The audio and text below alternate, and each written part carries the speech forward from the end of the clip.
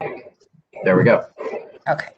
Okay. Welcome everybody to the February 2021 meeting of Community Board 1's Land Use, Zoning, and Economic Development Committee. I'm Patrick Cannell, chair of the committee, along with is Fern here. I don't see Fern. Fern Cunningham is our co-chair.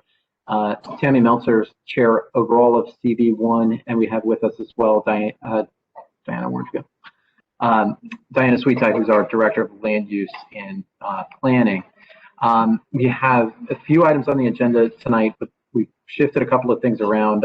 And our first presentation will be on the city's efforts for comprehensive planning. This is called Planning Together, a new comprehensive planning framework for New York City. This really is a presentation on Intro 2186 by Council Speaker Corey Johnson and a number of other council members.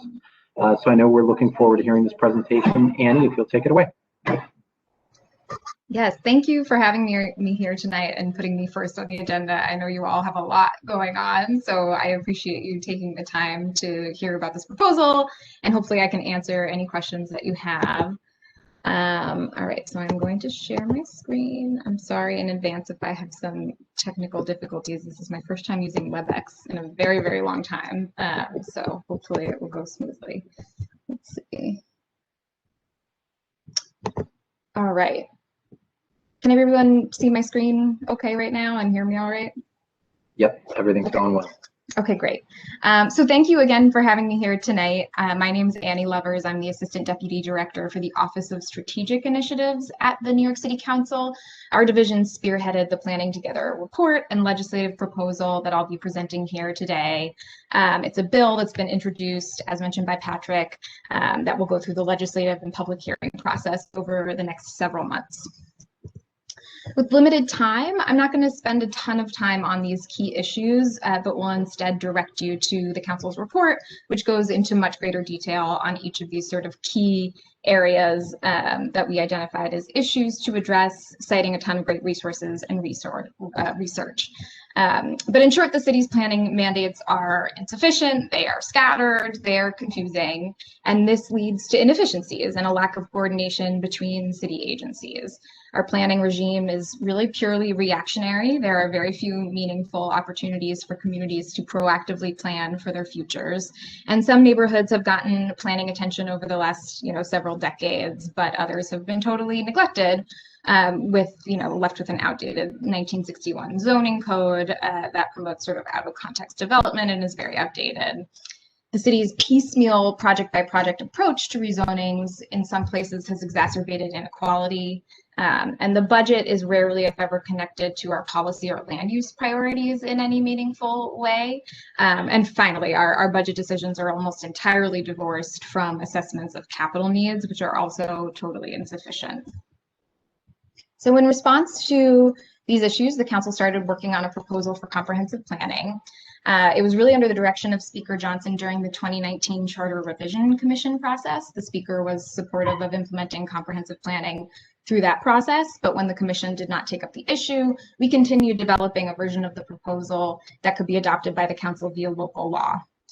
So the proposal that I'll describe here tonight is designed specifically to center issues of equity, access to housing, sustainability, and resilience within sort of the full range of policy, budget, and land use tools to force coordination across city agencies to better achieve our citywide and neighborhood goals. The first thing to note is that comprehensive planning is extremely common. So New York City is sort of a weird outlier in not having a comprehensive planning framework of some kind. Every other major city in the country engages in some form of comprehensive planning, but for decades, New York City has repeatedly abandoned attempts to require comp planning or even really do it in earnest in favor of an ad hoc approach, despite the fact that comprehensive planning is widely accepted as a best practice, especially for addressing issues of sustainability and really integrating sustainability into every aspect of governance. Oops, okay. Skipping a slide. So, I think some might argue that the way we do things now works just fine. I would not agree with them. But even, if you believe that sort of muddling through one project at a time and one neighborhood at a time really worked, or it has worked over the last century, a piecemeal approach to combating the climate crisis is just going to be a disaster for our city if we continue on with a piecemeal approach. And I'm sorry, my puppy is barking. Can you still hear me over that, or is it? We can hear you, and we love the puppy enthusiasm. Okay, I'll bring her out at the end and show you, but she's a little distracting during the presentation. So, Yeah. So, by 2100, New York City's coastal neighborhoods, including the one that, we're talking about here tonight, will be flooding every day at high tide. We've already, in the midst of a housing and homelessness crisis, which has only gotten worse with COVID, we're unable to keep pace with demand or provide enough deeply affordable housing for the New Yorkers who need it most. And that housing crisis will really only get worse with the climate crisis, because 80% of the city's housing units in the current floodplain are actually affordable housing. And 28% of those units are NYCHA units. So without a citywide plan rooted in equity and driven by community input over the next several decades, really thinking long-term here, climate change will spell a disaster, especially for equity in New York City. But even in the short term, we're at a point right now where unemployment rates are through the roof, small businesses are suffering, and we really have no clear path to, update the city zoning code or support those small businesses through more effective policy making to foster the sort of creation of accessible and high quality jobs for the New Yorkers that need them most. And we have a backlog of capital needs that's growing by billions and billions of dollars every year as our existing infrastructure degrades, and yet we have really no rational or equitable system for prioritizing what needs to get fixed or repaired first, or in which neighborhoods, let alone deciding what new infrastructure needs to get built and funded and where. So the comprehensive planning framework we designed is really designed to be a shared proactive vision for the city's future across community stakeholders, city agencies, elected officials, and the New Yorkers that those elected officials were elected to represent. The comprehensive plan would be informed by all of these various inputs, starting with principles of equity and justice to correct existing and historic neighborhood disparities and ensure that the equitable distribution of resources and development is really a pillar of the plan. Climate and displacement risks facing our city will be assessed as a whole, and especially for the neighborhoods already bearing the impacts of climate change today. Community input will sort of help lift up, preserve, and enhance what communities love about their neighborhoods and prioritize their vision for change, all while meeting these citywide goals. So these measurable targets for the open space, jobs, housing, resiliency infrastructure, arts and culture institutions, public health, all of that good stuff that we need to fit into the city in order to support thriving communities over the next 20 years. A robust physical needs assessment would inform those citywide goals, examining really for the first time all of the city's existing infrastructure and repair needs, the urgency of those repair needs across our neighborhoods, identifying serious disparities, and assessing the resiliency of that infrastructure. Neighborhood history would inform the plan, including an examination of the impact of recent rezonings and development on our neighborhoods to assess whether or not the city's sort of on-the-ground development decisions are really achieving their intended goals. And last but not least, neighborhood needs. Like, what are the budget needs of our communities as they stand right now, regardless of whether or not we expect those neighborhoods to grow or change over time, so that we can prioritize those first and foremost in the city's budget and planning process. These are really standard and common features of most comprehensive planning processes, and we picked best practices that really fit New York City's context right now to build this legislation. So in designing the framework, our first task was to streamline and meaningfully connect the dozens of reports and plans that are already required by the city charter, while strengthening and creating new resources for communities to use as they proactively plan. So all the documents that you see on the left, they exist already and could together be conceived of as a comprehensive plan of some kind, but the charter fails to make clear whether or how those relate to one another. And then on the right, you'll see the depiction of the new cycle, which would connect all of these disjointed documents, processes, and reports required by the charter to create one sort of strategic citywide framework and vision for the city. So it starts with the community board's district needs statements, and which the charter will now make clear should directly inform the city's budget and planning processes. The DNS would then inform the production of a new conditions of the city report, which would then feed into citywide policies and goals, which would then inform the city's long-term plan, which would then ultimately inform our budget. So each document will build on the last. Oops. All right, so now I'll walk you through the planning process itself and how key stakeholders fit into and inform that process.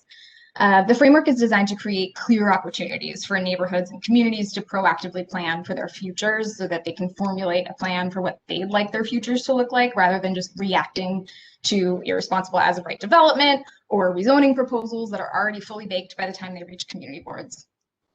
So the bill provides an outline of what would become sort of the comp plan's public engagement process, which is designed to lay a solid foundation for good proactive planning work to get done. And it sets clear timelines for community-based planning and milestones and well-defined roles for each of the stakeholders that you see on the slide that could be built on and adapted over the course of many decades. In designing the process, it was important for us to provide opportunities for members of the general public to comment on the proposal directly. Community boards and borough presidents would play an ongoing role throughout the 10-year planning cycle and would specifically adopt recommended land use scenarios, which would then come to the council for review and adoption, just as 197A plans do now. These frameworks would essentially set the vision for what future land use applications would get measured against. So things would still need to go through a rezoning, but you would then have this plan that you worked together and had a lot of city resources to provide to sort of measure those applications against. The Office of Long-Term Planning and Sustainability would be the coordinating office, sort of like a coordinating hub to work with city agencies to produce the analyses and public-facing documents. And then a new long-term planning steering committee and borough steering committees would actually subsume this existing steering committee that already exists in the charter and provides input on the Plan YC 1 NYC reports to, essentially help set citywide goals. And then the CPC would play an ongoing role in their review and certification of future ULURP applications as they do now, but they'd now be required to measure those applications against the long-term plan. So now I'll walk you through the process. We've tasked the Office of Long-Term Planning and Sustainability to be responsible for coordinating across city agencies to get this planning work done.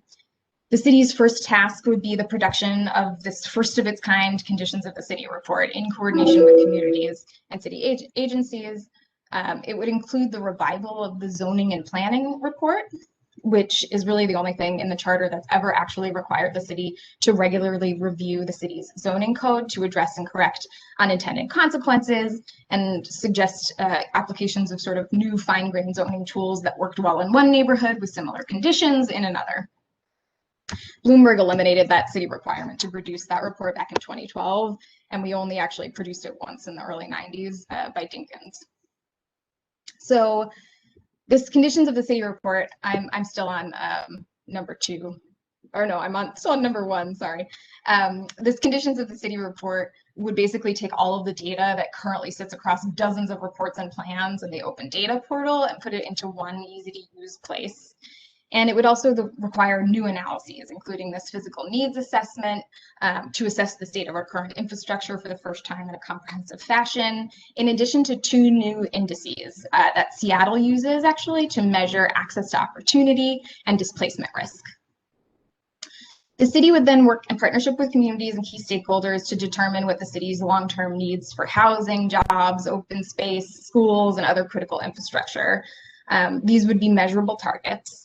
And then through a robust public engagement process, New Yorkers would help decide where and how the city should distribute that critical infrastructure in their neighborhoods over the next 10 years, prioritizing any new projected growth in areas with high access to opportunity and lower risk for displacement, which would include an assessment of climate risks and flood risks. And that would be required in the charter.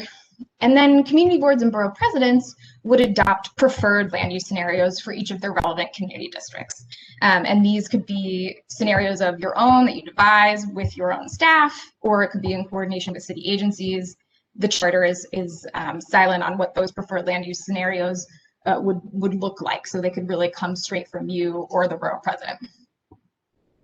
Those would then get sent to the council, which would be responsible for reconciling recommendations from various stakeholders and adopting a final preferred land use map for inclusion in the final long-term plan, similar again to how 197A plans, the process is structured for those. And then those would set the vision for our neighborhoods, and we would measure future rezoning applications against those plans, or any future rezoning applications. It wouldn't require or trigger any rezoning applications.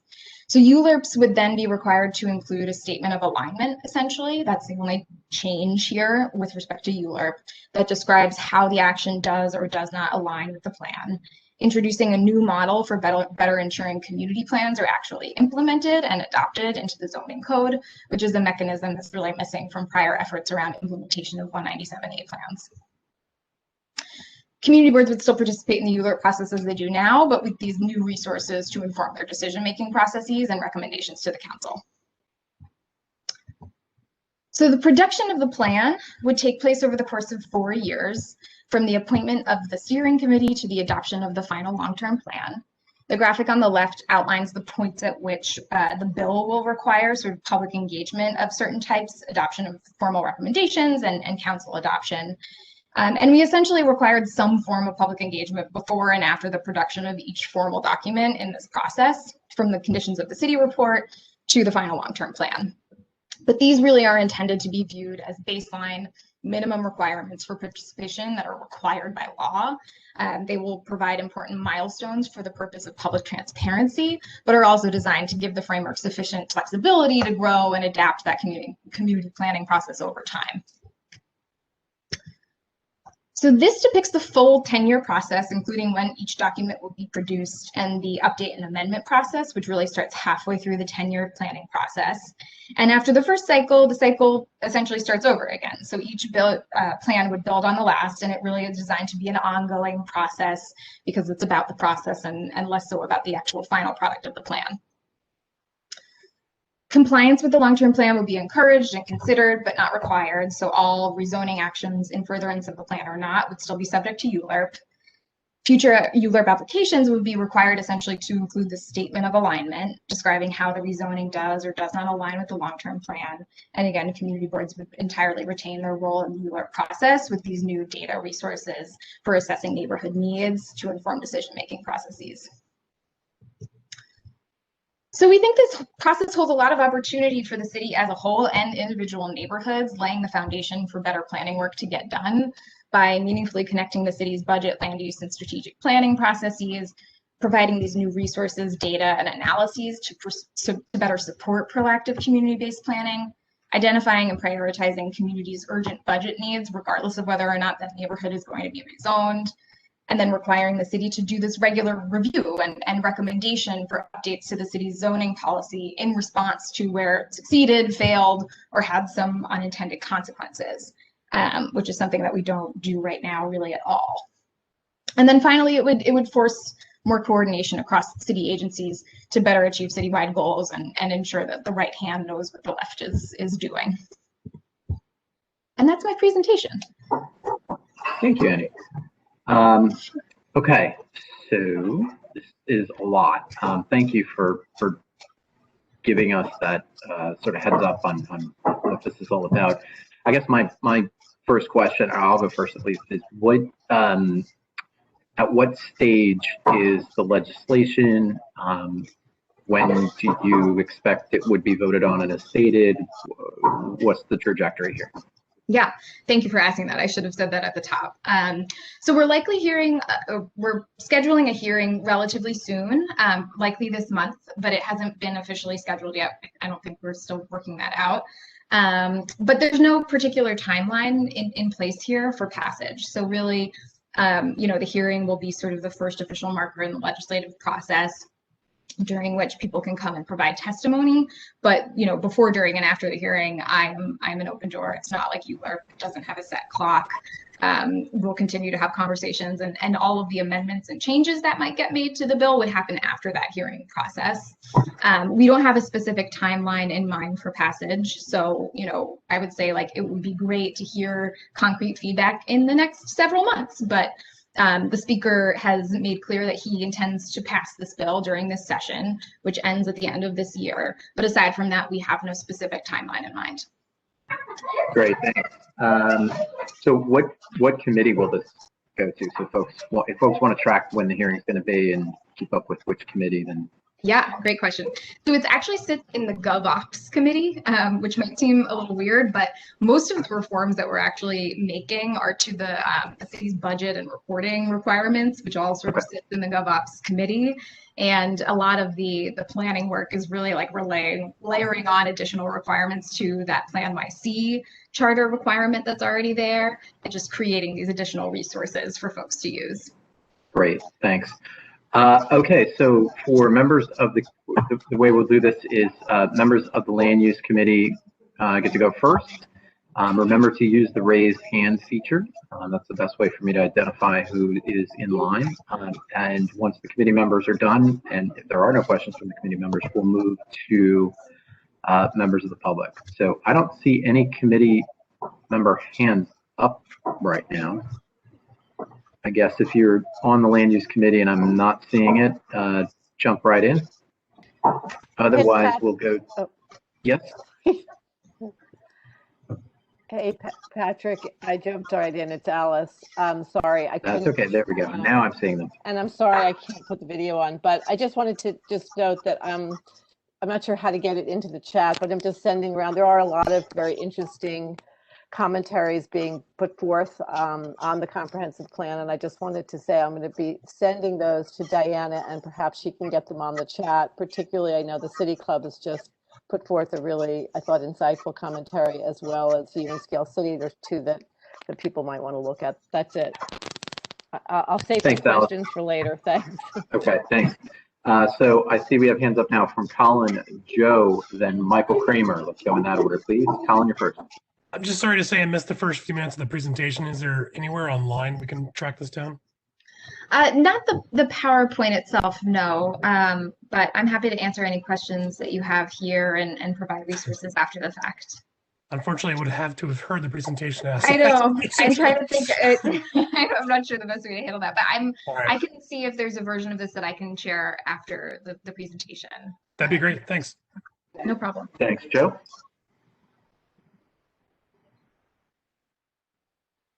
Okay, so how does this mechanism differ than what we have today? So, it's really what we have today is essentially ULURP. I think a lot of really great community-based planning is happening across the city, but it's really up to communities to provide the resources to get that done, and to have the political will to get planning processes through either through a 197A plan or just community organizing, and then everything else is sent through ULURP, right? And we're all just forced to sort of react to proposal after proposal and deal with the specific issues at hand.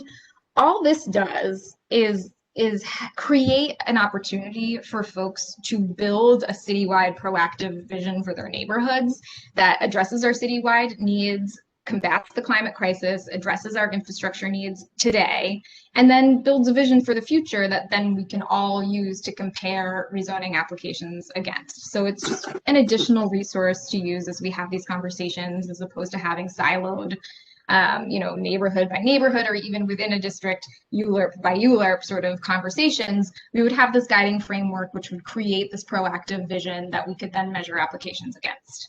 And really, in terms of the budget process, there's a lot of reforms that we're making to increase transparency.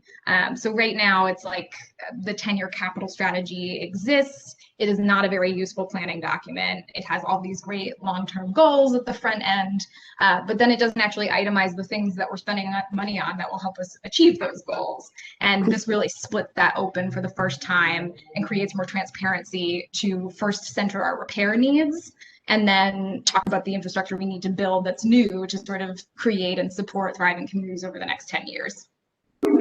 Great, thanks. One other question, one follow-up. So where does ULURP fit in here? ULURP would still continue to exist. It would exist in its same form, and I think the way the legislation is laid out is that this process would not even start until 2022, and then the final long-term plan would not be complete until 2025.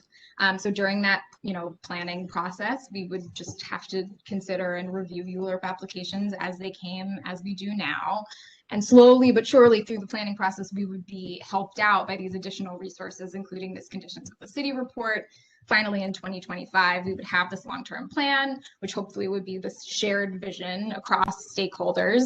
And then future ULURP applications from that point forward would be required to describe how that application aligns or conflicts with the plan. Thank you. Thank you, No Joe. problem. So Michael Kramer, then Paul Goldstein, please. Very top-down dictatorial process. For comprehensive planning to be truly democratic, it cannot be decided and fast-tracked by those appointed by the mayor. Instead, the community must be included in the formation of the proposed rezoning plans. The city lacks comprehensive planning, but the process should be improved by increasing community participation, not by excluding the people who will be most heavily impacted. And how many more resources will you give the community board to create that increasing community participation? Yeah. So I mean, I understand the resource question for sure, but I'm going to set that aside for a moment. I believe that the sense that this is a top-down proposal is really rooted in a misunderstanding of the proposal itself and what it does, because it really does create for the first time an opportunity for communities to proactively plan with resources from the city, forcing the city's hand to engage in those conversations in every single neighborhood, not just the neighborhoods that they want to rezone or upzone or whatever. And that's a first time opportunity, and this creates the same sort of process and review mechanism that applies to 197A plans to adopt the final long-term plan. So it really is an opportunity for you all and every community board and every type of community across the city to participate in that in a way that's really meaningful and has never been created before. Prior comprehensive planning efforts that we've done have been entirely top-down. Consultants put them together with citywide needs in mind, but there was no formal review and adoption process that incorporated either community boards or the city council. And this actually does set of this like skeleton for public engagement processes that would be built on over time. So the one thing that I would say is that the legislation isn't very good at detailing the resources, right? So I personally believe that every community is going to need a different set of resources. What works here is going to be a different set of resources than what East Flatbush or Jamaica Queens needs. And so I'm of the opinion it's probably not appropriate for the charter to get into that level of detail in terms of what meetings should be run by whom, where. So what we did instead was really lay this foundation for proactive neighborhood-based planning to occur, and this review and approval process that integrates other stakeholders, not just the mayor. And it's very important to also understand that the steering committee who would set citywide targets would not just be appointed by the mayor either. That would be a body that's appointed by the mayor, the city council speaker, and all 5 borough presidents, who would then form borough steering committees to inform the citywide targets as well. So we really did try to create additional and strengthen checks and balances across the branches of government, in addition to creating this sort of skeleton for neighborhood-based planning to occur. Would you consider the community board as being given more resources? And are we going to be more than just advisory? Definitely more resources, absolutely. There would be a whole set of new conditions of the city reports that you would be able to pull from and draw from in informing your conversations. The preferred land use scenarios that you would adopt would be advisory, and essentially the city council would be tasked with reconciling recommendations across community boards, because council districts cut across multiple different, it's a different district, right? So council members would have to work together across community boards that they represent to pull together those plans and adopt and reconcile a final long-term plan. Thank you. Mr. Goldstein. Thank you. Just following up on some of my points. Obviously, there is a mechanism currently for community boards to use called the 197A that you just mentioned in passing. That seemingly would provide community boards with more ability to frame the types of actions that go on in their district and some of the things that are being proposed in this plan.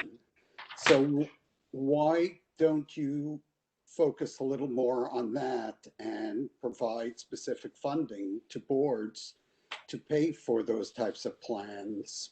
That seems to be, you know, there's a lot of potential in those 197A plans, especially if we could make them a little more enforceable. Oh, thank you. I'm sorry for the barking. Yes, I agree that 197A plans could be a really powerful tool. I think there are two problems, well, probably more than two, but two problems that I see as pertinent to this proposal with 197A plans. One, they do require a ton of resources, so that's a hurdle unto itself. A lot of community boards and a lot of neighborhood, organizations just simply don't have the resources they need to get that done, and it's extremely discouraged by the city. Like DCP is not walking out there saying, yeah, I'll help you do this, right? So what this process does is actually force the city's hand to provide a lot of those resources, including this conditions of the city report, to get that proactive planning work done.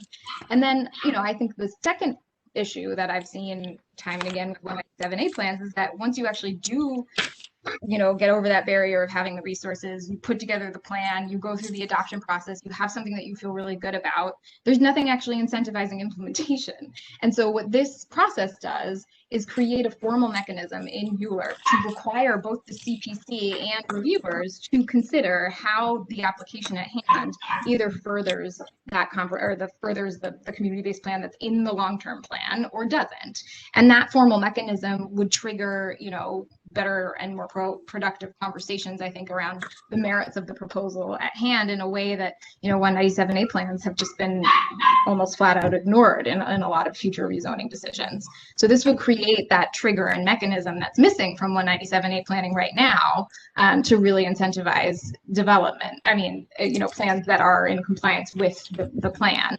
And so that is, I think, an important mechanism, but the structure we've created is essentially like, 59 197A plans that we're producing on a regular basis with proactive resources from the city that would then be, adopted formally by the council and used in their review and decision-making processes, which is something that's really been missing from prior efforts.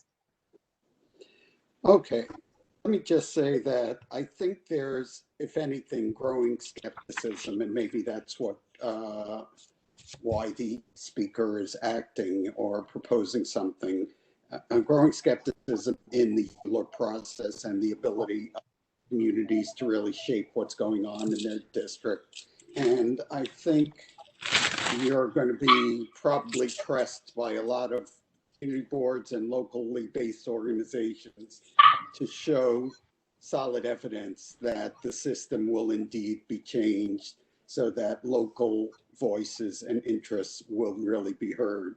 We've been through a process, we're going through it on just tonight again, with the locally based jails where, yes, there are a couple of meetings and stakeholder meetings and things like that, but there's a ton of skepticism because it just seems like what's proposed and what's discussed is often falls on deaf ears. So I just think people are going to be skeptical about this unless you could show everyone that it's really going to work and that indeed community boards and organizations that keep popping up so that they're not resorting to constantly suing the city left and right over every land use action that comes up.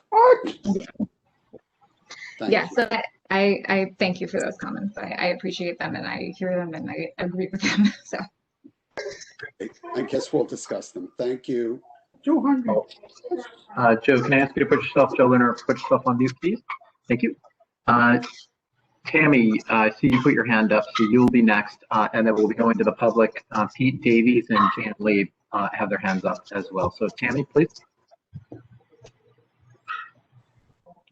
Hi, Annie. Thank you very much for the presentation and for coming. I highly request that you share the presentation so we can share it widely through our distribution as well. And so people will have an opportunity to do a deeper dive into the slides that you've shared with us, please. Secondarily, I think you will hear a lot tonight if you stay through the end of the meeting of what we would call failed engagement opportunities surrounding the borough-based jails. And I say that specifically because there is something called an NAC that was created, but it does not actually allow for a wider amount of true public engagement. They are closed meetings. My concern with what I've seen on here is it's very much working groups and people appointed and chosen and things like that. And there doesn't seem to be the amount of robust local engagement. As you said, not every community needs the same or wants the same. And in our community, we are an incredible, diverse landscape, but we also have other partners that need to be brought into this that is not addressed by this legislation. How would you manage to ensure that the federal properties, that Port Authority and the other partners that are in Lower Manhattan can work with you on whatever plan that you're putting in here? What role do they have to play in terms of abiding by whatever the plan is for Lower Manhattan? And secondarily, how can this legislation be modified so instead of bifurcating the community board and a public engagement process that truly hears from the people who live on the streets down here and not people who are appointed by mayors or city council or elected representatives, the people who can come to a public meeting like this, how can they be better engaged in this process going forward?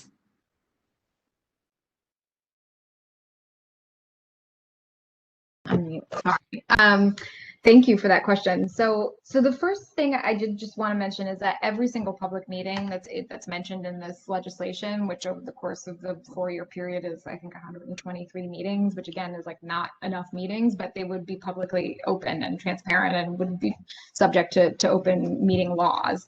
The steering committee also really is intended to be not a closed working group of, people opining on private issues, but an ongoing oversight body that would be a standing body that would continue through the duration of the 10-year process.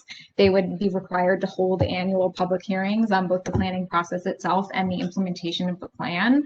So that's in addition to the city council and community board meetings, a new opportunity for engagement or really oversight and pushing on issues where the city is falling down or where the plan isn't going as expected, et cetera. And so that is, I think, a really key opportunity for continued public engagement.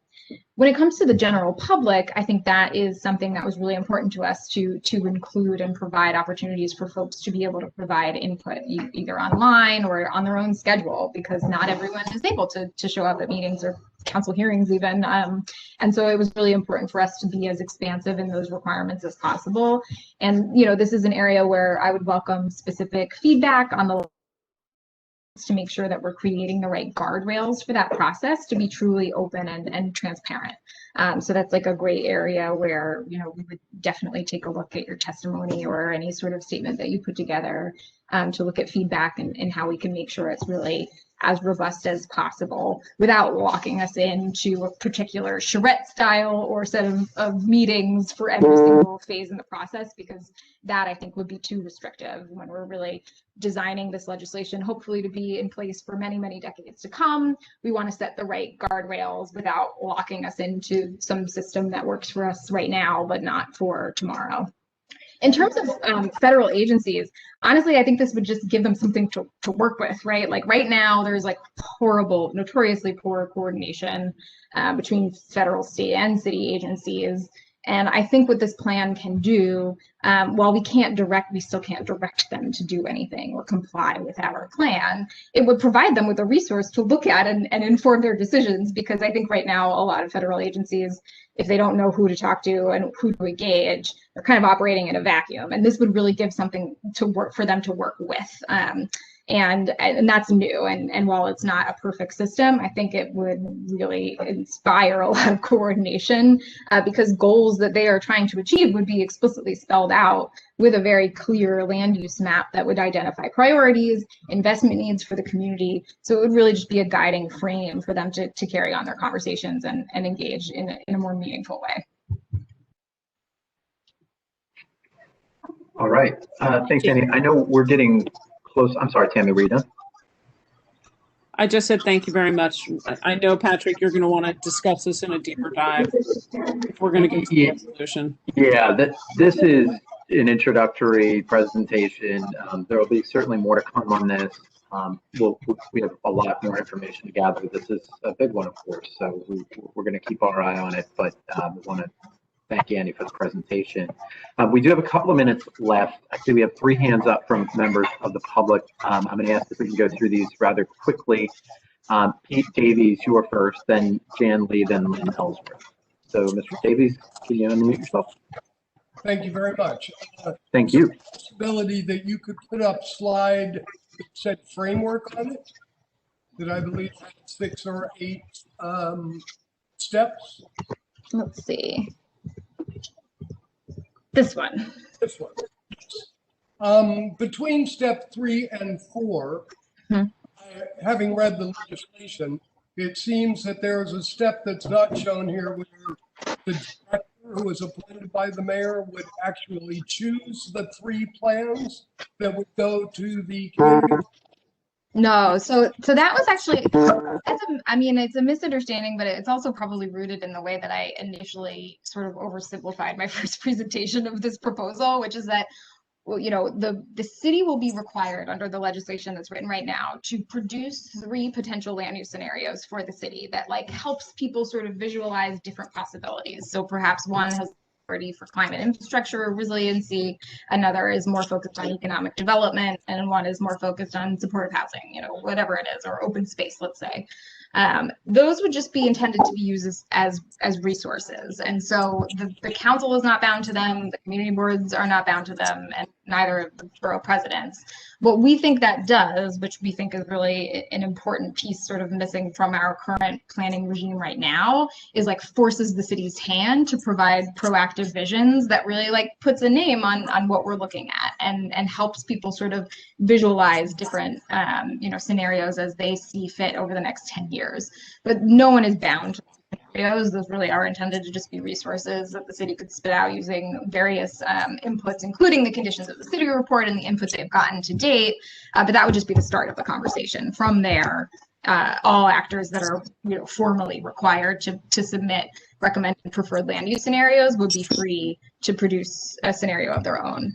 Okay, well, thank you. I hope everyone does read the actual legislation. Thank you. Thanks. And Mr. Davies, we are going to. Yeah, I'm sorry. What was that last part? I just want to make sure I heard it. It encourages everyone to read the legislation. Yeah, because the legislation does not say that the community board or the city council has to choose one of the scenarios. It just says that you have to choose a preferred scenario.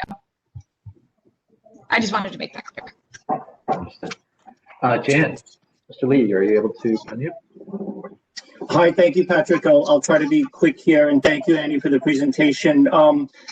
We understand that ULURP, when it was written and as it is written today and as it is observed, presumes in-person hearings and in-person presentations. Yet, 18% of New Yorkers have no internet access, and 40% or 3.4 million people in New York lack either home or mobile connections. And ULURP was mentioned this evening, but you know, correct me if I'm wrong, but your presentation has no mention of the world that we're actually living in today and months forward into this next iteration of how we are supposed to legally meet these ULURP requirements. And so I think you're putting the cart before the horse. I think that streamlining any process is welcome. However, to be blind to the fact that the new standards that we are trying to conform to completely violate the ULURP process would be foolish. And so I'd like to know if the speaker has taken into consideration the fact that 40% of New York doesn't have mobile connections, and yet we're trying to move forward with this process. Thank you. So this is a legislative proposal, not a ULURP proposal, just so that's clear. So it doesn't pertain to the ULURP process as you're reviewing applications now. So I just wanted to make that clear first and foremost. This is not a rezoning application. It is a bill. And so I guess that's just a point of clarity. I hear you that the world we live in today is very different than the world we lived in this time last year, and that we have a lot of work to do on digital access, and I think that that's an important piece of any conversation around planning. However, this is not a specific proposal that needs to go through the ULERT process at any point in time, let alone now. So I just wanted to make that clear. Great. And Ellsworth, you'll have the last question, and then we're going to let Annie move on to her next meeting. Thank you. Can you hear me? Yeah. Yep. Oh, okay, great. I didn't realize you could hear me. So I have a question about the phrase prioritizing any growth in areas with high access to opportunity and low risk for displacement. It strikes me that real planning involves public debate on those very issues.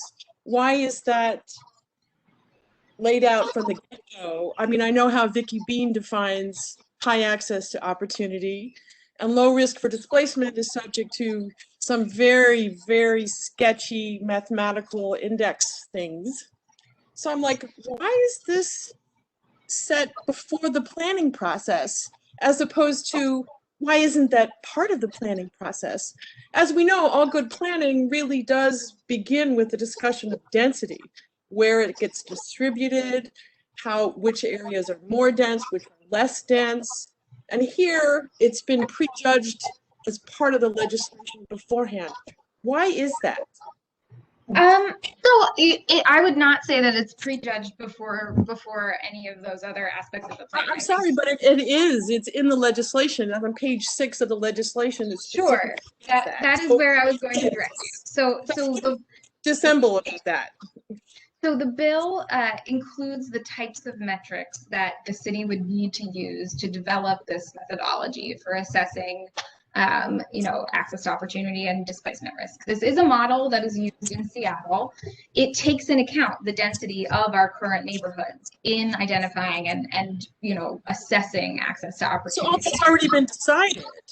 And can you let her answer the question, please? The factors that we list in the bill, it's very explicit. It says include but not limited to. And so that methodology would need to get changed, honestly, adapted and changed over time. It would include things like construction activity, current density, in addition to rising rents, and all sorts of other factors, including climate risk and displacement risk from sea level rise. And that really is intended to be a part of the process. And so the steering committee would have a role in actually defining that methodology through a really robust and public process. And then that methodology would be used to help assess where it's most appropriate for growth to go, not based on the density of our current neighborhoods, but based on these overlaid factors that include density as one of those factors, if that makes any sense. No, it doesn't. You didn't answer my question, actually. So thank you. Okay. All right, Annie, thank you very much for your time. We know you have to rush to another one. Hopefully you'll get a couple of seconds to say hello to your pup in the meantime. But we will continue talking about this, and we're going to follow the legislation. If there's an opportunity to have you come back and talk a little bit more about some of the specifics as we take a deeper dive into this, we'd appreciate it, but thank you for your time. Thank you so much for having me. I appreciate it. Okay. We are going to move on to the second item on our agenda, which is in regards to 42 Walker Street. This is an application by AMK Holdings for a special permit to modify the maximum building height, the minimum rear yard requirements, and the minimum distance between legally required windows and a rear lot line to allow a one-story enlargement of the building. Do we have a presenter on 42 Walker? Yes, good evening. Amanda. Sheldon Lobel, PC. If you give me a second, I can start a presentation and share my screen. Very good, thank you. Okay. This is the street right there.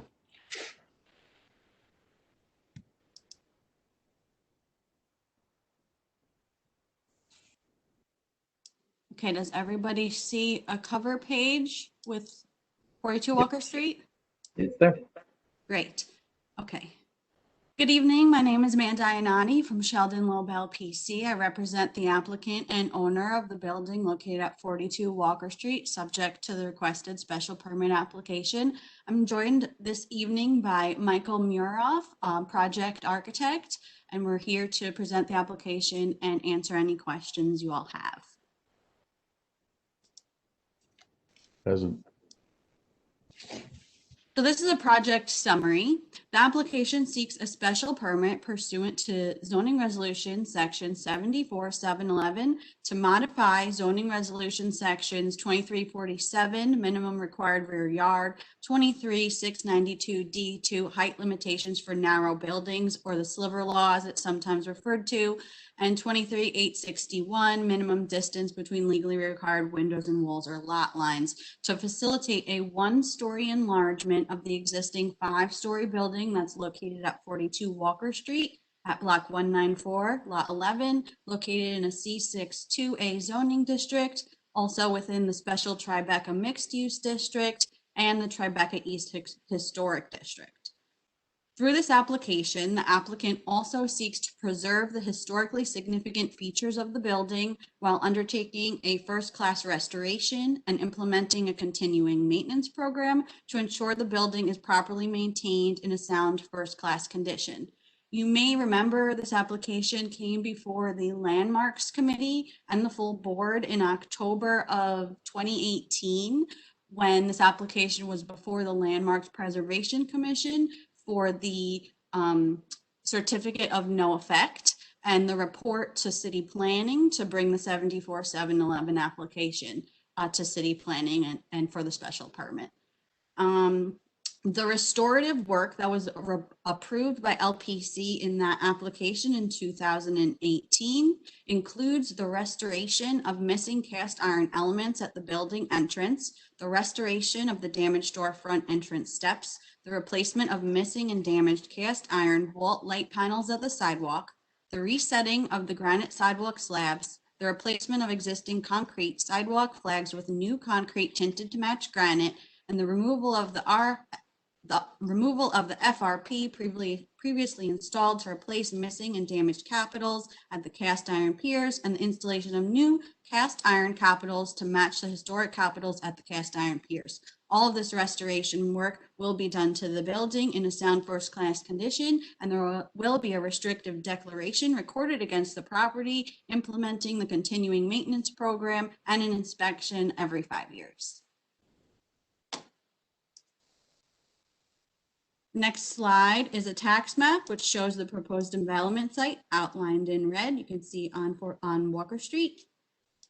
The next slide is an area map, which shows the context of the area generally. You can see the subject block has a range of buildings, 5, 6, 7 stories in height, with one building at the corner of Walker and Broadway, 26 stories. Next couple slides show some photos of the front of the building. It's an existing 5-story building with approximately 10,983 square feet. On the ground floor, there is a bakery, which is still in operation. Then there are 4 dwelling units above on floors 2 through 5. Here's a few more photos of the site from different angles. So the requested modifications to the zoning resolution include 2347, which is the rear yard provision, to allow a 24-foot, 4-inch rear yard at the 6th floor where 30 feet is required. The modification in height would allow 75 feet where the maximum permitted height is 65 feet. Although the C6-2A does permit a maximum height of 120 feet here, because the building has a frontage of less than 45 feet, it's limited to the lower height of the adjacent building, which is 65 feet. And the modification of the distance between rear wall of the new 6th floor and the lot line would be 24 feet, 4 inches, again, as same as the rear yard, where 30 feet is required. The total height of 75 feet is well within the range of the building heights, both within the surrounding area and on the subject block, and many buildings do have non-complying rear yard conditions. We will have a diagram which shows the aerial view of the block in a moment. The next diagram, let me zoom out a second, shows the scope of the modifications requested. The box outlined in blue shows the height waiver requested. The maximum height in red on the left-hand side is 65 feet. 75 feet is proposed, and that additional story is outlined in blue. The modification to the rear yard and distance between windows and lot line is the portion that's outlined in green. 30 feet is required and 24 feet 4 inches is proposed. Floors 2 through 5 already have a legal non-complying rear yard condition of 14 feet 4 inches. The remainder of these slides are the plans that were filed with city planning along with the application, zoning calculations. Here's the rear yard and open space diagram I was speaking of before. You can see the range of heights on this block are in exceedance of 75 feet, a lot of the times in the rear 79, 97, 93. Again, that large building on the corner, 347. You can also see that the rear yards are also many built out to the lot line. And this is just a rear yard and open space diagram showing the existing built conditions and the proposed conditions on our site. Let's zoom out a minute. This is a zoning lot site plan, first floor plan, existing retail space. These are the existing floor plans if anybody has any questions. Retail space on the ground floor, dwelling units on the upper floors. There's 1 unit per floor on floors 2, 3, 4, and 5. The proposed 6th floor would not add an additional unit. Instead, the unit on the 5th floor would become a duplex unit with the addition of the 6th floor. This is the 6th floor plan. Here again is the waiver section that I showed before, but annotated with the waivers for clarity. And here are some elevations. And we'll answer any questions you have. Thanks, Amanda. I don't have any, and hopefully everyone saw in the chat and heard in the presentation that this is something that our Landmarks Committee approved in October of 2018. Alice, I see your hand up. Yeah, thanks, Patrick. Just a quick question. There's no change since the Landmarks Committee voted on this. Is that right? No. Thanks. Seeing no other hands up. This one doesn't strike me as terribly controversial, so we do need to do a resolution. It seems as though we're all in favor unless I hear otherwise. So we'll call the question on a positive resolution. If you are opposed or need to recuse or abstain from a positive resolution on 42 Walker Street, please unmute yourself and let Diana and Fern and I know.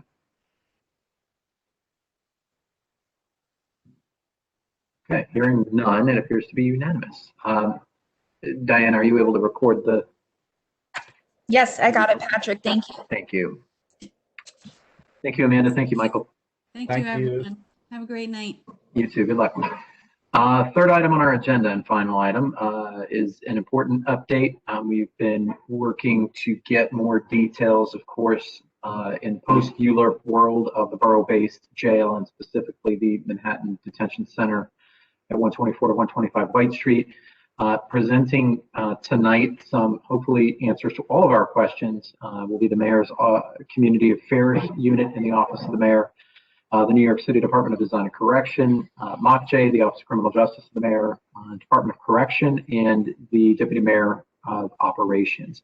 So Andrew, who is the Manhattan Borough Director for the Mayor's Community Affairs Unit, is joining us again. Hi, nice to see you, Andrew.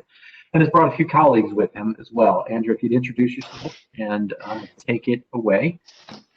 Hey, Patrick, good evening, and thank you so much for having me back at CB1 Land Use Meeting. And as you said, I am joined by some of my colleagues from various city agencies, Give me just a moment. I'm going to share my screen, and we have a presentation for you.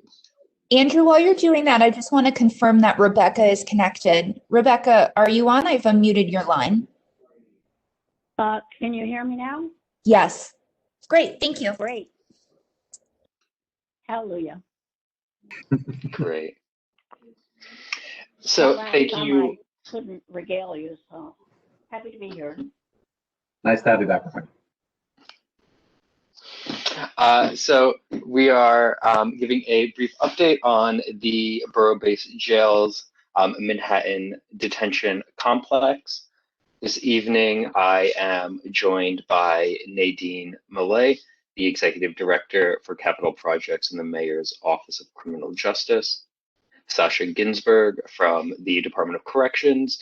She is the Executive Director of the Borough-Based Jail System, Rebecca Kloof, Assistant Commissioner from the Borough-Based Jails Program for DDC, Jeff Margolis, Executive Director of Intergovernmental and Community Affairs at DDC, Joshua Cortez, Assistant Director of Office for the Office of Communications and Policy at DDC, and Norberto Acevedo, Director of Community Outreach and Notifications at DDC. So this evening, we'll be going over some of the previous engagement, examples of that community engagement and input in the design principles and guidelines.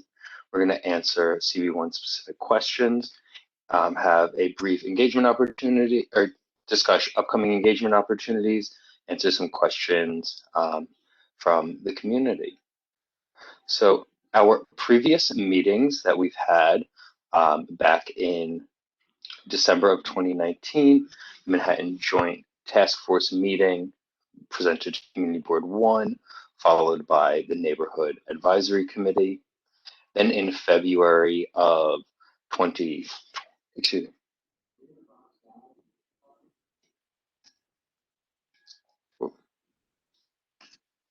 And then in February of 2020, sorry guys. In February of 2020, we had the first community design input workshop, which the community did feel was underattended and not a full representation of the community. So we did agree to hold another one. Before that happened, we had the Justice Design Advocates Workshop and the Justice Implementation Task Force Workshop. On October 14th of last year, we'd had that second community design and input review session, which was attended by over 100 community members. And then in January of this year, we gave a recent update to the Manhattan Joint Task Force. And up next, we're going to hear some examples of the community input included in design principles and guidelines from my colleagues at DDC.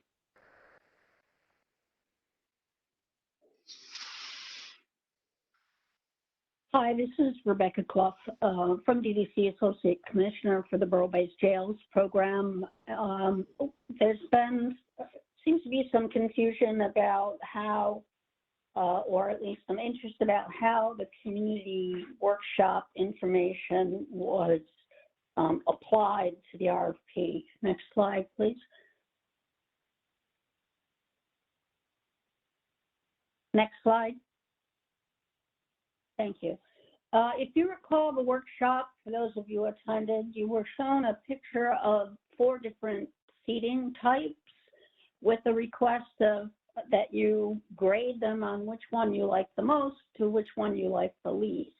And from this, we were able to determine that the formal seating, which is number 1 in the center, was most preferable to the community. And conversely, the informal seating that's to the right of it, absolutely no one liked. So from that, together with the information from the group below of which one you dislike the most, we take that information, next slide,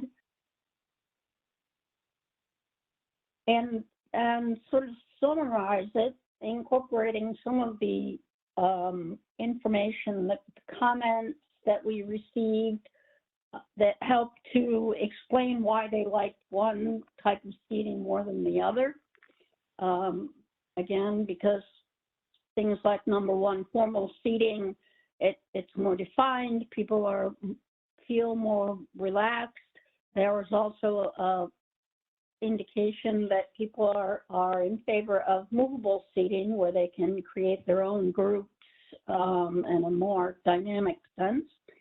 And again, that the upper right corner, informal seating, was not attractive or interesting because it's also, apart from being inaccessible perhaps to some of the population, it's not that obvious that it's actually seating. So from this, we learned that there is a great deal of concern in the neighborhood for the ability of people to utilize it, to recognize it, to manipulate it. And from that, we were able to go to the next slide. Took that information. This is, again, to follow up on the previous one, we sort of summarized as most and least, and then why that it's related to the senior and disabled communities who might find one more appropriate than the other. Then we move to the next slide, please. We summarize those into key takeaways, where the community workshop was looking for a formal seating, was organized, clean, structured, recognizable, and accessible to the disabled and elderly. From that, we created design principles.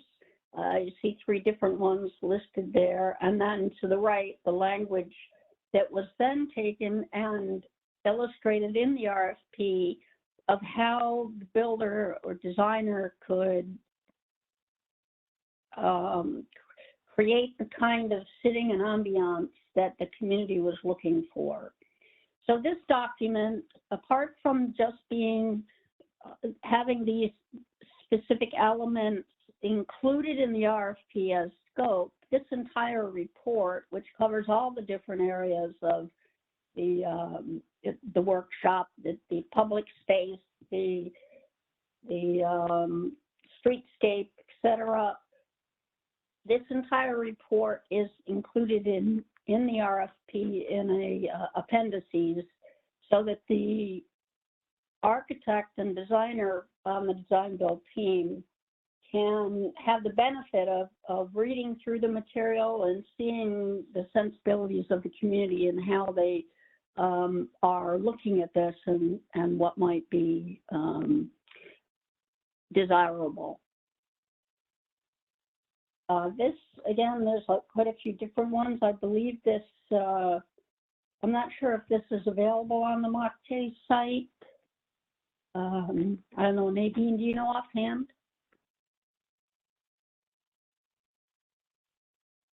Guess not. Okay, so at any rate, the next slide, I think we're into the next issue.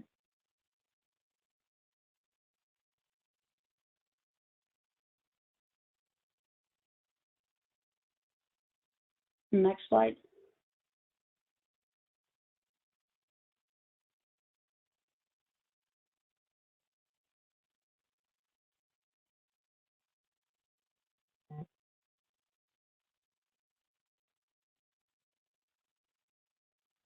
Sure, glad he knows what he's doing.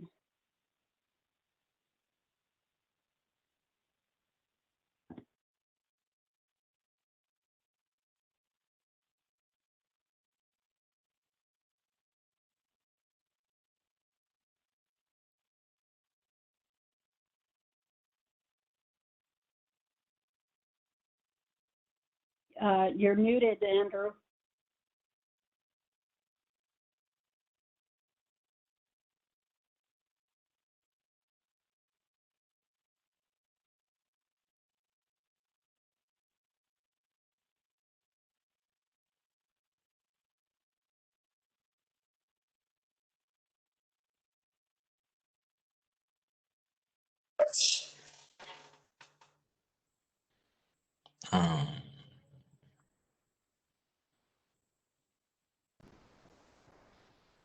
Patrick, so shows you coming off mute. Hello? Yes? No. Sorry about that. There we go. Okay, so thank you so much, Rebecca. And sorry if I missed anything. I had a little technical difficulties. But if you give me just a second, I'm going to pull my screen back up and share the rest of our slideshow.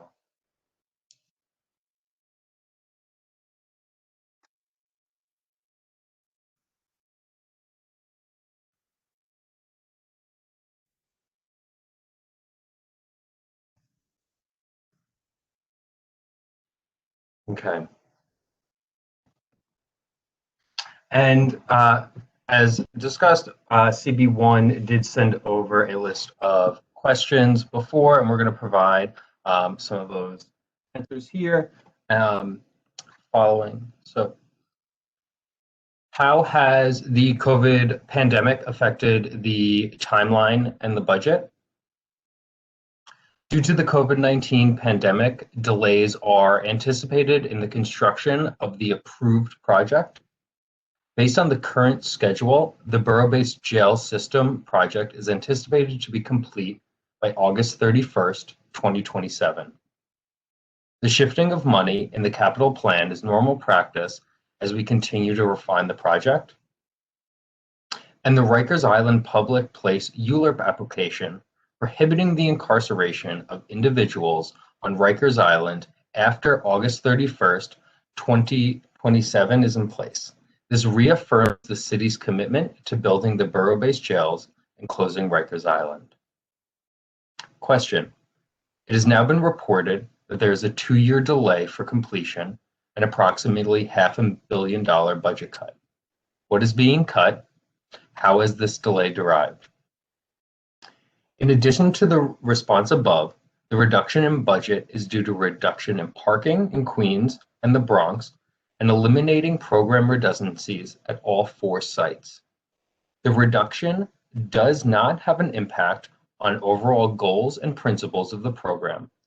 We are still providing sufficient parking for all staff based on the Feist Tech Memo analysis. Next question. How does the public learn about details of upcoming meetings?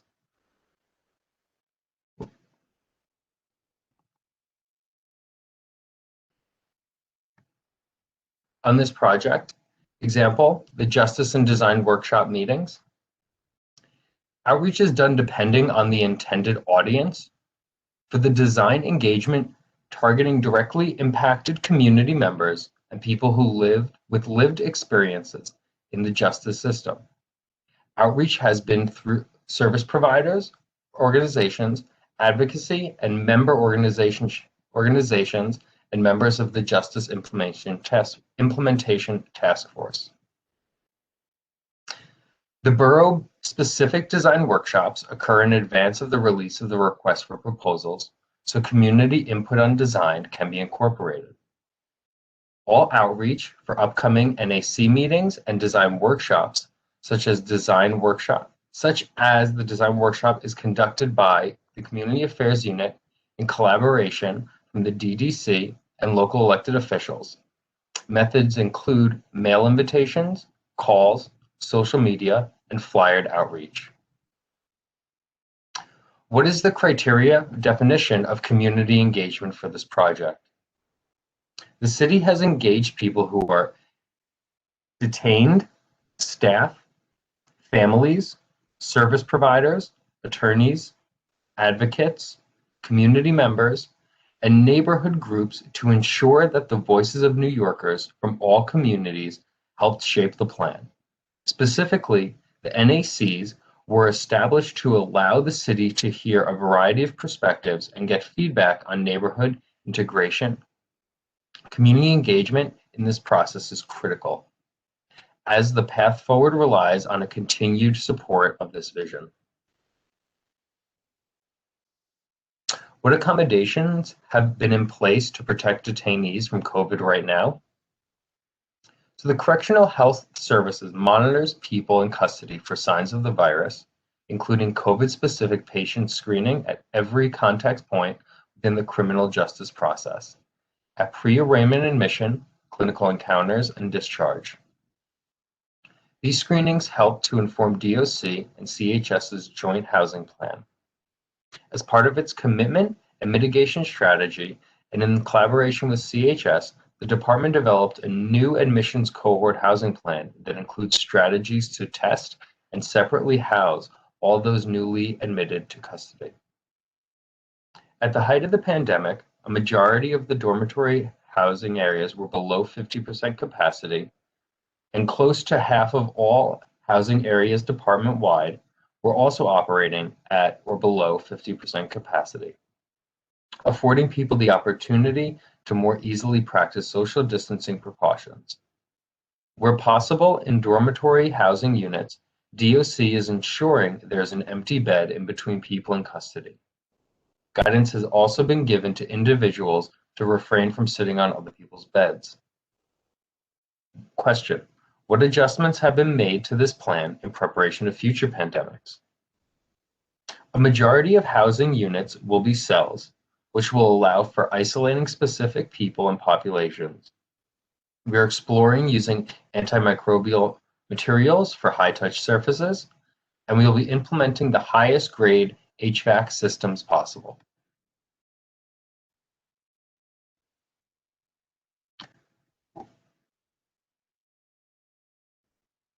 Question: can you provide updates on the 3 firms being considered by the city as the builders of the jail and how they were chosen?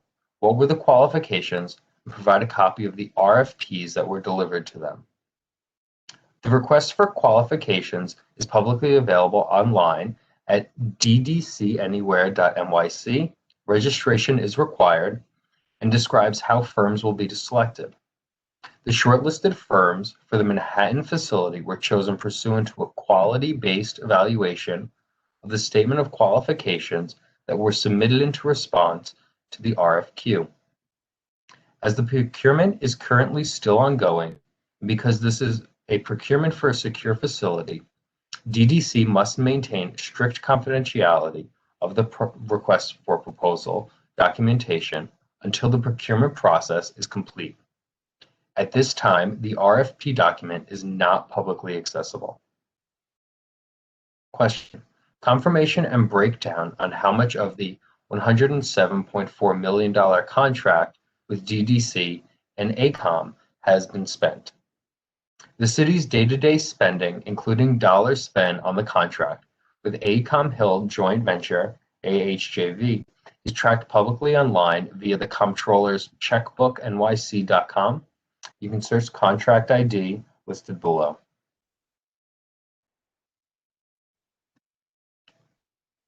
Upcoming engagement opportunities. I think one of my colleagues will be able to speak on these. Yes. Thank you, Norberto. Sure. Hello, everyone. My name is Norberto Acevedo. I'm with the New York City Department of Design and Construction. I'm the director of the Office of Community Outreach and Notification. So community engagement opportunities.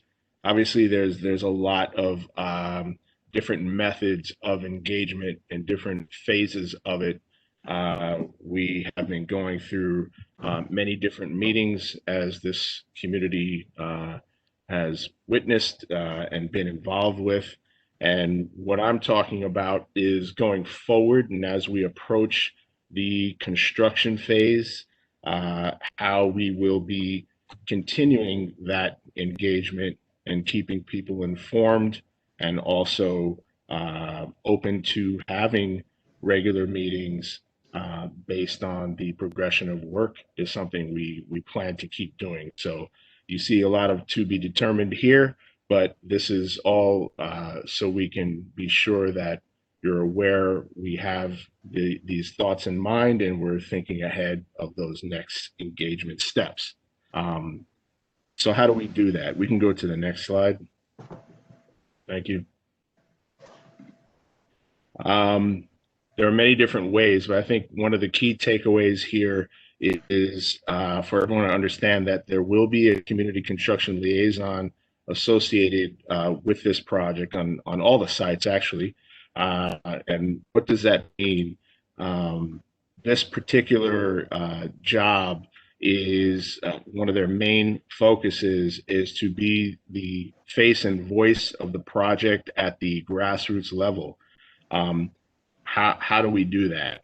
Well, we do that by once we have identified this individual, not only will they be involved in all the community meetings that we have established, but they're going to begin to go, again, grassroots level, door to door, understanding what is in the immediate area, who are the key points of contacts and their contact information, and put that with an already developed list of key groups that we are keeping informed. That includes the community board and several other groups in the district. A website. Now, that's something that exists right now that we are using in conjunction with MockJ. MockJ has a lot of details and meeting minutes and things of that sort on their website. We're looking into perhaps enhancing that or creating a different website, but that is to be determined. Of course, we will always be available, phone numbers, of course, and also we do updates with newsletters, and newsletters are a general overview of the project's progression, type of work we've completed, what work we expect to do next. We typically do those every quarter.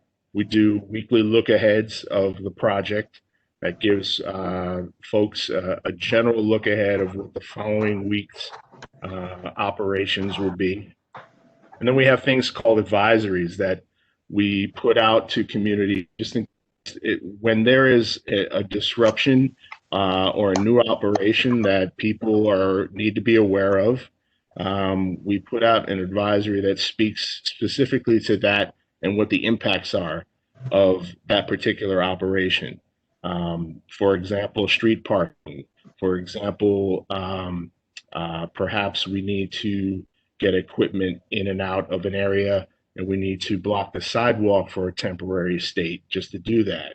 So there are a lot of different things we may do an advisory for, but the point is we're looking at the impact, letting you know what that may be, and then getting that information to you at least 72 hours in advance. And lastly, we want to make sure we have a presence for the community to know that we're there. So a storefront location is the ultimate goal that we're looking into. We're trying to have something nearby that everyone knows is part of this project and that they can go to for immediate questions and concerns and have potential meetings in this space as we get to the point where we are putting those on the calendar. I think that is the last slide we have in this presentation. So I'll hand it back to Andrew. Thank you. Yeah, thank you so much, Norberto and Rebecca. So now we're going to open it up for some question and answers. So Patrick, back to you. Great, thanks. Okay, we're going to start with the members of the Land Use and Zoning Committee before we move on to the public. All right, not seeing any hands and trying to make quick work of things. We can come back to committee members. We do have two members of the public with their hands up already, Eric Tillenberger from the, I think, Walker Street Block Association, and Jan Lee. Eric, are you able to unmute? I believe I'm unmuted now. Can you hear me? Yep. All right, excellent. So I'd like to address a couple of things first. Going backwards a tiny bit, Mr. Kunkus, there seems to be a gigantic failure of communications between us collectively on what our expectations were about design input. At two of the previous meetings, we had showed up with at least 5 to 6 construction professionals, architects, and engineers who were expecting to have some kind of substantive conversation about the design of what was happening there. It's not like we don't care about the street seating or the lighting. It's not like that isn't important. But the big issues for us were things like, what happens when you dewater at for the excavation of that site and you destabilize all the tenement houses on Baxter Street?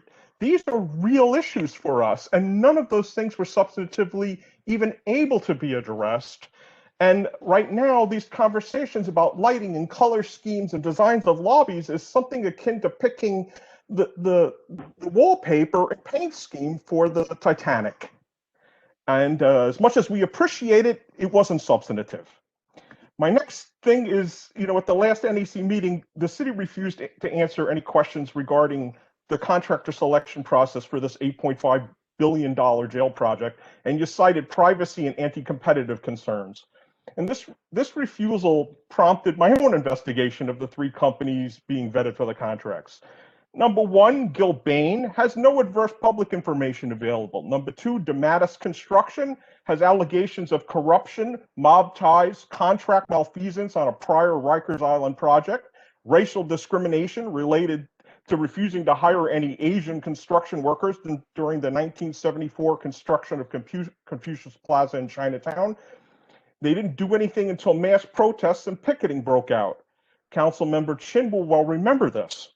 Number 3, Plaza Construction has a history of bribery, corruption, and is a subsidiary of China State Construction and Engineering Corporation, which was recently designated on the U.S. Defense Department's watch list for being under the direct control of the People's Liberation Army, China's military. The optics on Plaza and DeMattis are terrible. Any connection to the PLA is going to come under federal scrutiny, and it's indefensible that the world's largest human rights violator might build jails in our city. Similarly, a company with historical ties to systemic racism directed to our community, building jails in our community to correct racism is grotesque.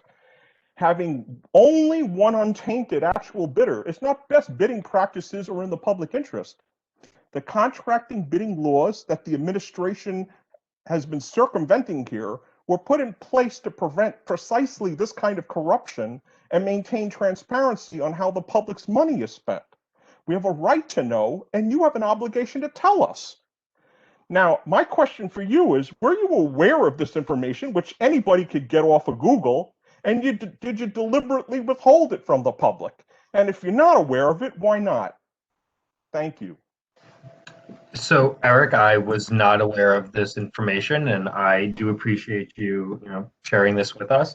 But as to the peer review process, I think one of my colleagues can address that much better myself. Either Nadine or Rebecca, are you able to speak on the peer review process?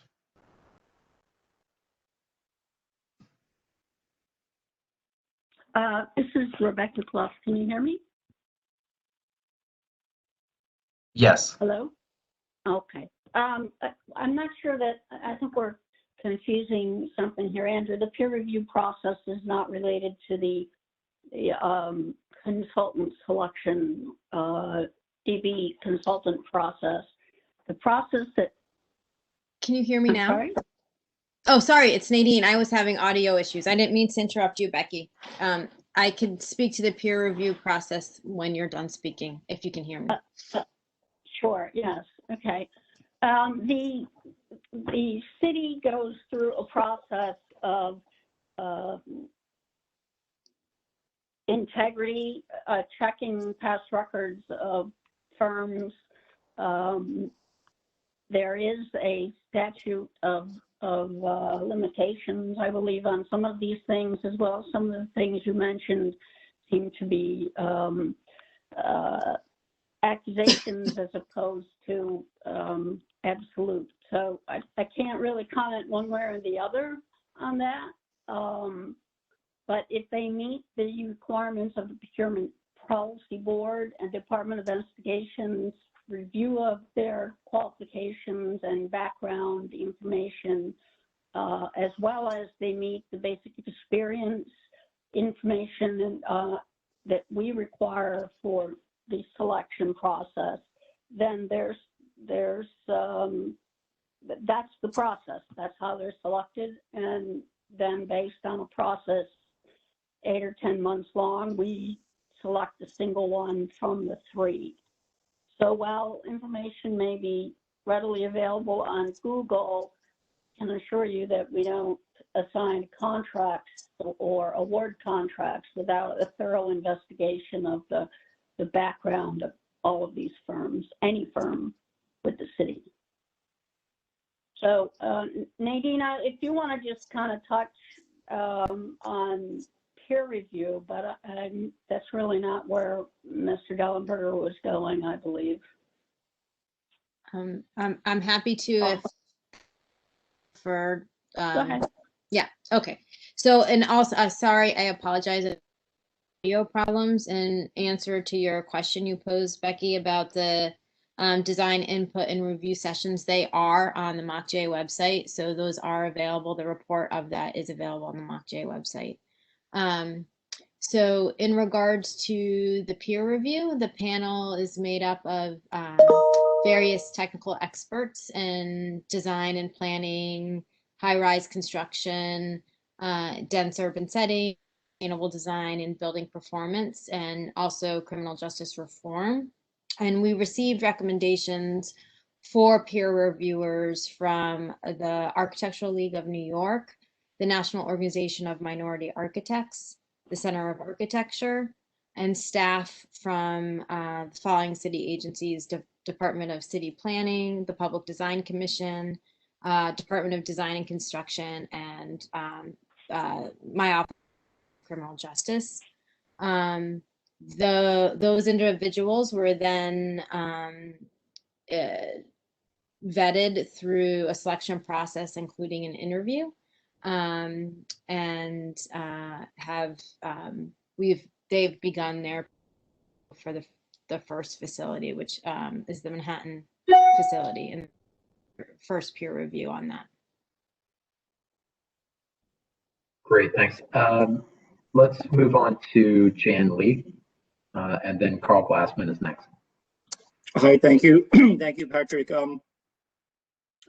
For the benefit of everyone listening and who were not able to attend Neighborhood Advisory Council meetings because they are private closed-door meetings, I want to ask the panel who's presenting tonight how they will address the hostile environment created in the NAC, particularly from one individual who made very, very disparaging and prejudgments of the attendees in these meetings. And I sent a message directly to Andrew, so I'd like you to address this, and anyone else who is responsible for the attendees list, who invited Vidal Guzman, who not only berated, but diminished the opinions and the value of everyone who attended and who has been a part of this process for a long time.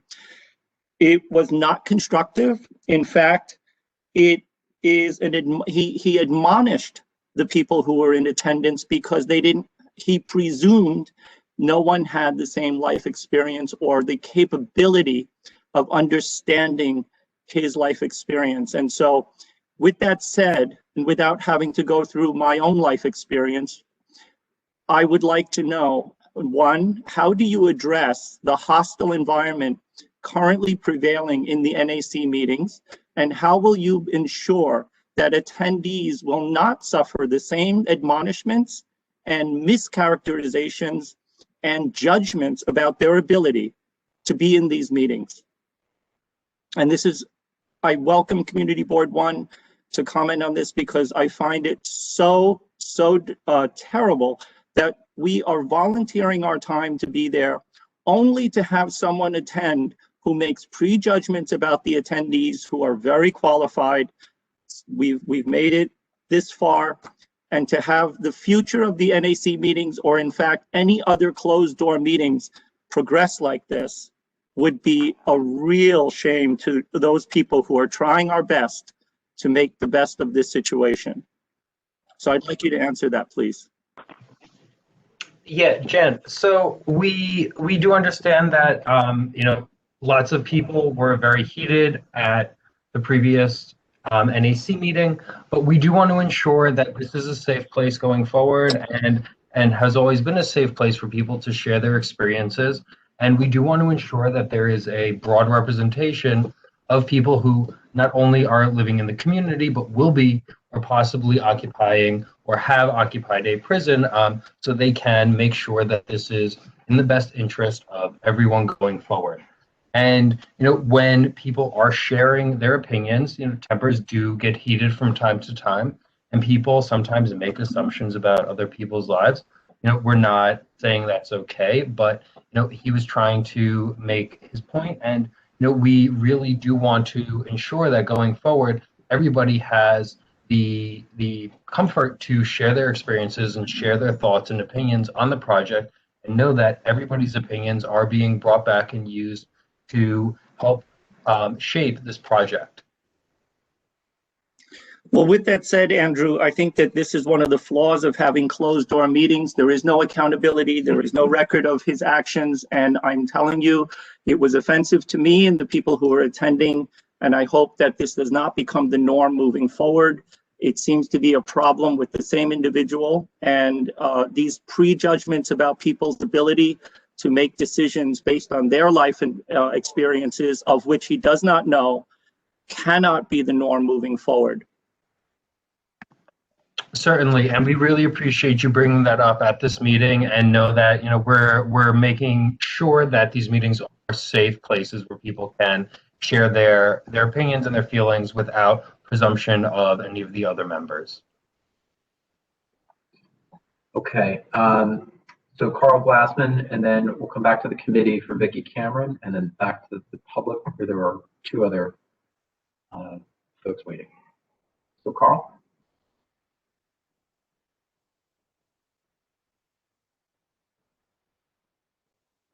Okay. Can you hear me now? Yes, sir. Okay. Thanks, Patrick. I'm wondering, when is demolition of 124 and 125 White Street now anticipated? And does the city expect to proceed with demolition regardless of the outcome of the appeal of the current lawsuit?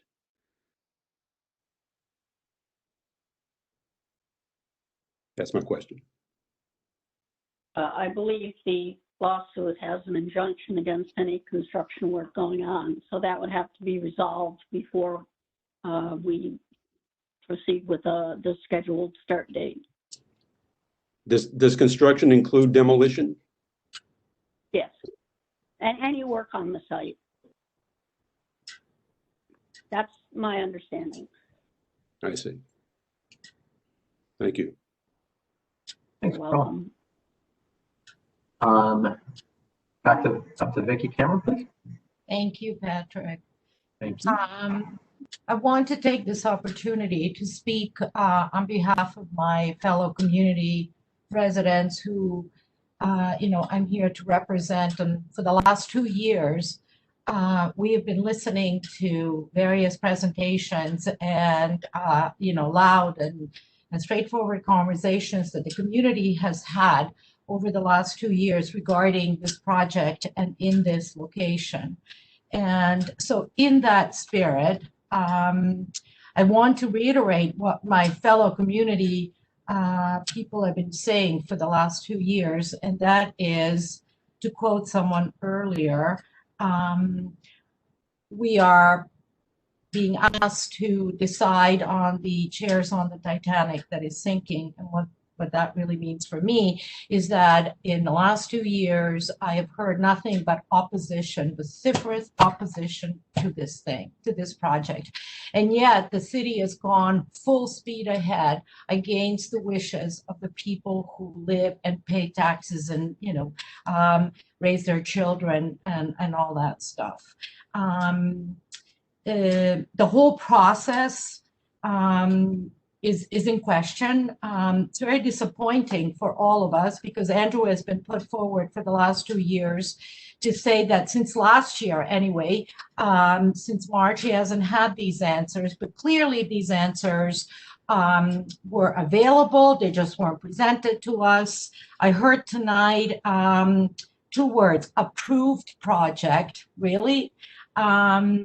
and experts were selected, RFPs going ahead. So Andrew, once again, obviously I'm not blaming you, I'm just saying that it's very disappointing that for at least a year, and I'd say two, a lot of work has been done behind our backs, and we, as a community, and me as a community board representative, are incredibly disappointed in the process, and the whole thing of transparency and inclusion has obviously not been done.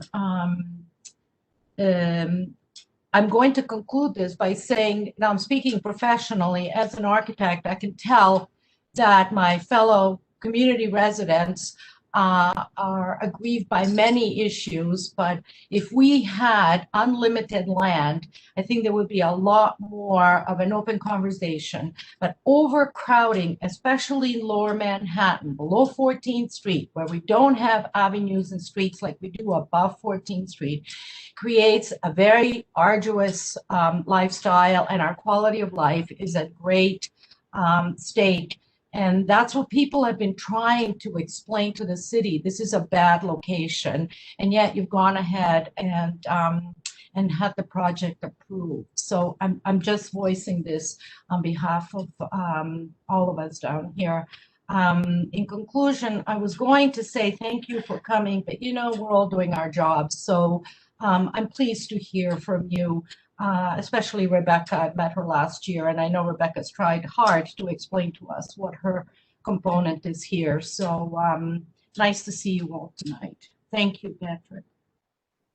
Thanks very much. Thank you, Vicki.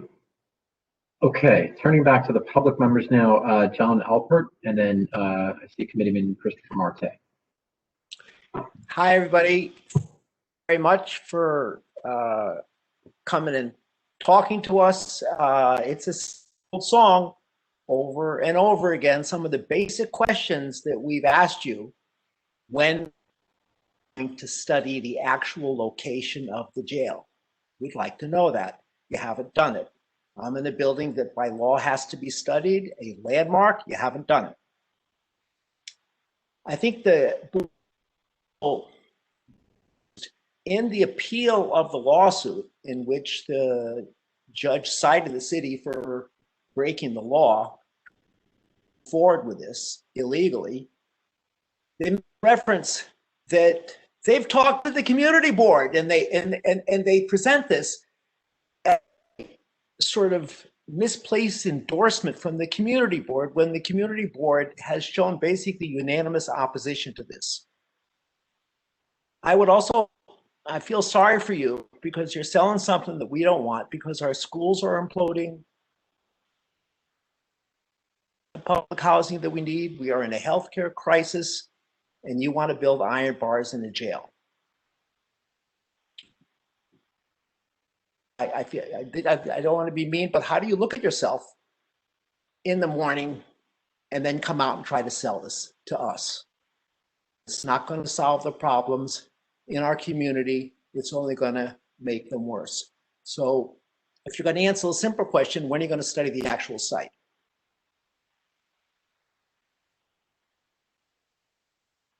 Hi, this is Rebecca Klutz.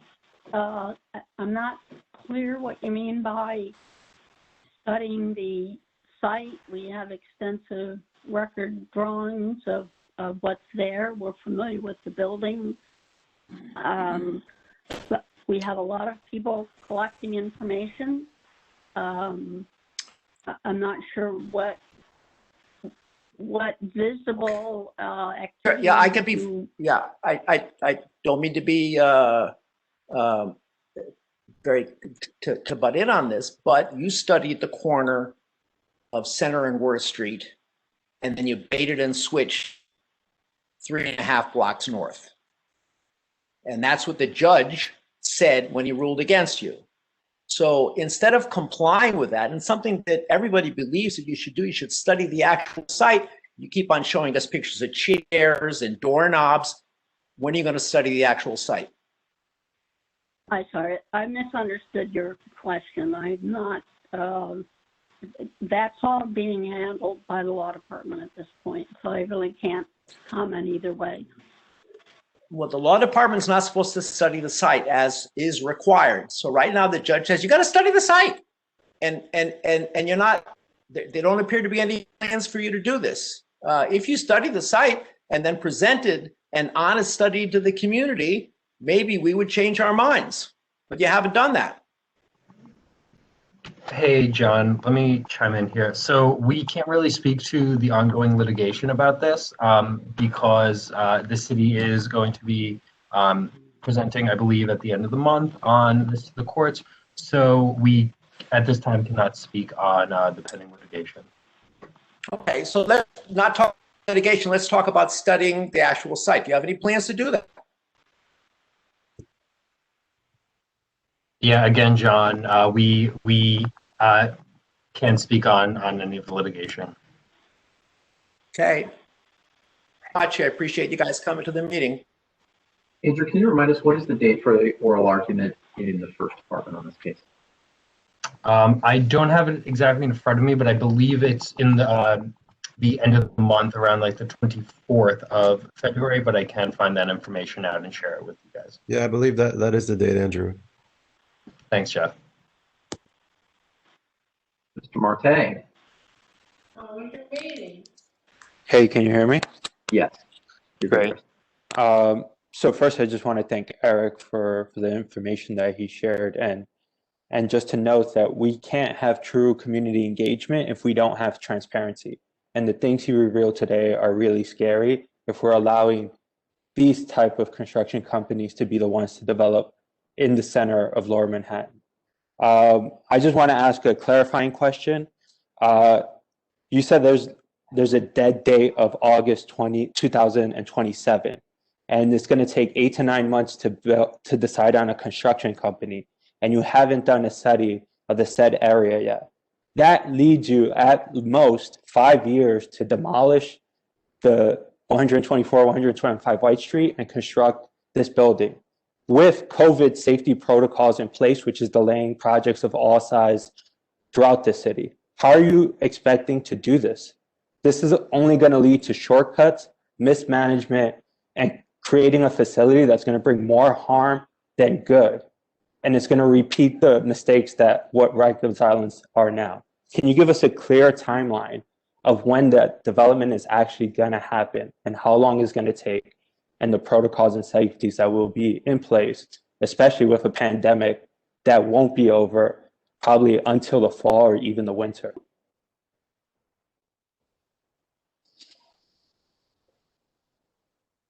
Yeah, is one of my colleagues able to speak a little bit on the timeline and a little bit about the safety precautions that are being taken not only for prisoners but also for staff? And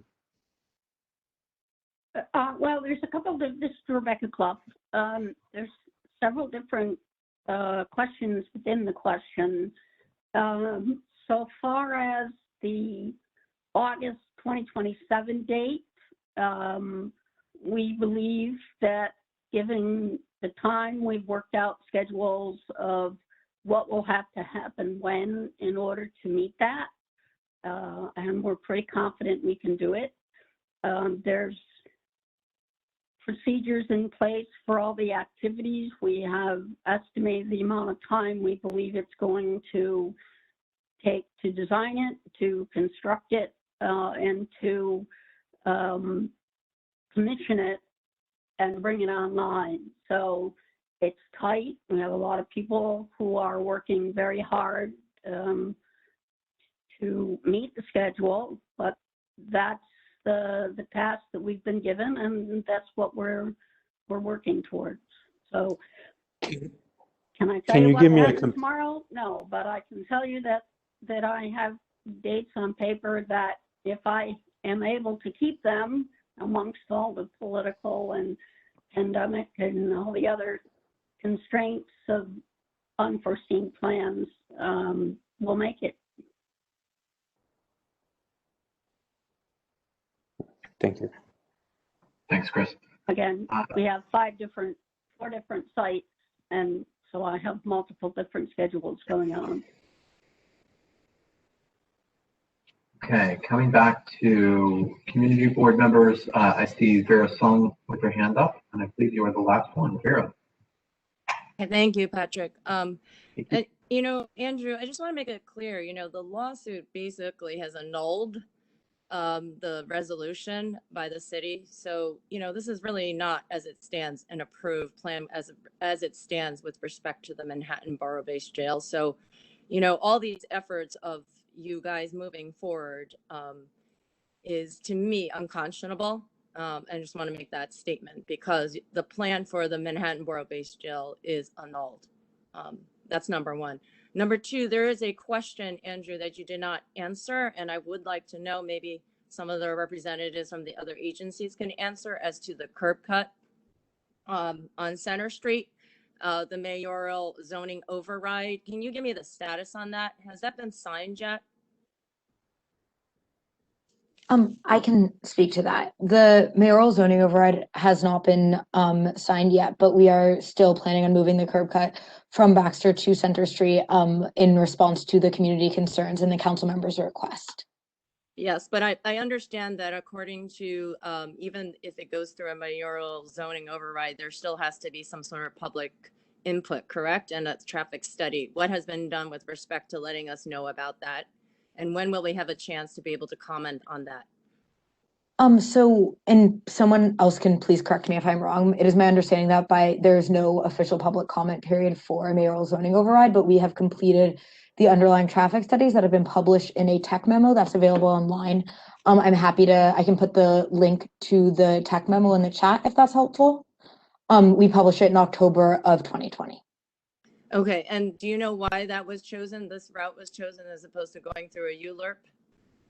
Yes, it allowed us to meet the timeline to meet our overall timeline without having to lay the entire project.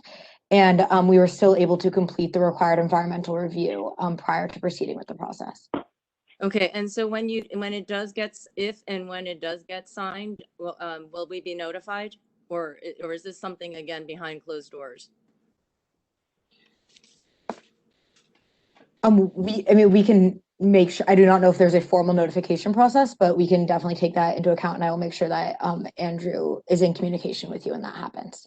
Okay, thank you. Thanks, Vera. And Tammy must have heard me say last one, so Tammy's gonna hand it. Oh no, Tammy took it down. No, I did. Oh, there you go. Yeah. So I think for everybody who has come with the mayor's office tonight, I want to say a thank you for showing up to the meeting. We appreciate the time that you're putting into this. But more important, the most important thing is finally some level of public engagement.